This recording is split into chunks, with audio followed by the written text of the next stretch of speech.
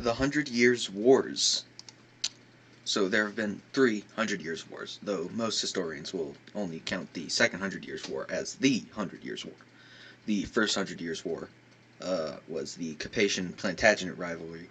The second one was that which is normally called the 100 Years' War. And the Third 100 Years' War was a imperial rivalry between Britain and France during the 18th century, and a bit in the 17th and 19th centuries. So the first 100 Years' Wars, because nation-states were not yet a concept, calling it a war between England and France would not quite be accurate.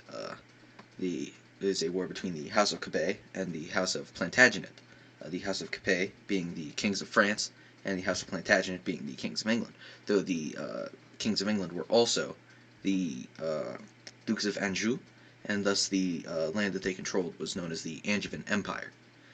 It began with Henry II besieging a city, which Louis VII came to defend, and it ended with the Angevin Empire in ruins and a rivalry between England and France established.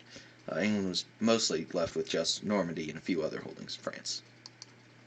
The Second 100 Years' War is the one that is typically called the 100 Years' War.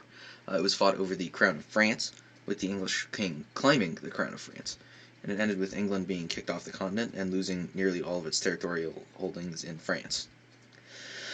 Achoo! Excuse me.